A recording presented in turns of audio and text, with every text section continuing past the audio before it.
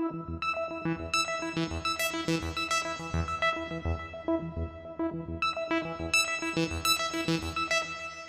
an update to his 2011 report, Lord Davies recently reiterated a recommendation that all FTSE 100 boards should aim for at least 15% female participation by 2015. I'm with Melanie Wadsworth, corporate lawyer and partner at Faegre Baker Daniels, who has recently identified a number of issues with the recommendations. Melanie, surely these proposals make sense? Of course, in principle, and I ought to say the views I'm expressing today are my personal views rather than those of the firm. But broadly, yes, I'm not against more women in the boardroom. I think that is a great thing if it brings a wider range of skills and a more diverse views to the table. However, I think we're in danger of falling into a very narrow male versus female debate. And that, I wish it were true that by putting an extra couple of women on every board, all problems would be solved. It's just not that easy. So I think, yes, in principle, more women on boards are a good thing. I think setting a mandatory target, particularly one that has to be attained within a very short timescale, is potentially quite dangerous. So if not quotas, how else could we encourage firms to promote more women? I think one of the keys, and actually this would even underpin quotas if that is the route we go down, is to have proper mentoring and training at the senior management level. We need to identify those women that are coming through who are strong, who have the right qualities to make a good board member, and nurture them, train them, help them develop the skills they need to do that well. I think we should be doing that with men as well, I hasten to add, but I think with women it's particularly important because they perhaps aren't naturally perceived as leaders in the way that men are. I think that's still true. It's somewhat unfair, but I think the expectation is still that every man will want to reach the top. Mm-hmm. Some women will, but not all. Do you think maybe that's then suggesting that this is a merit-based issue? I think it should be a merit-based issue. I think absolutely that goes to the heart of it, because the difficulty is if you promote a woman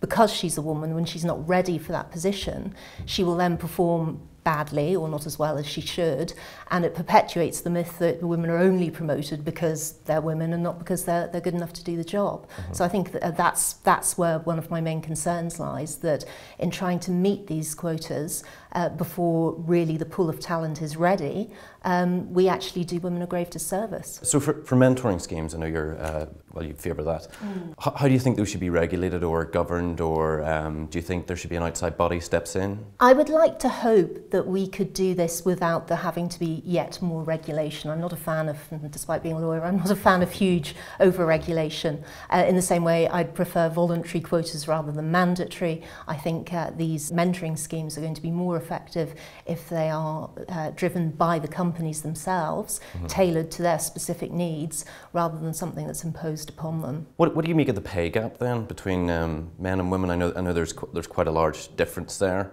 How do you think that can be eradicated? Do you think it's something that we need to deal with now, or? I think it's a huge challenge. I think it's very easy to say, well, women need to speak up, need to challenge it. They do have a right to say if they think a man doing a similar job is being paid more, they have a right to query that.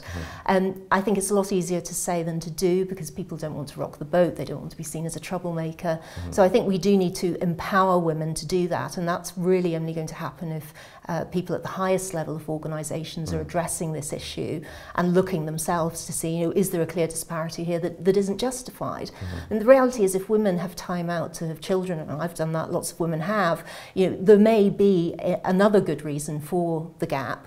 I think often there isn't, though, and that's the concern. This strikes me as a cultural issue that might sort of flow throughout the firm.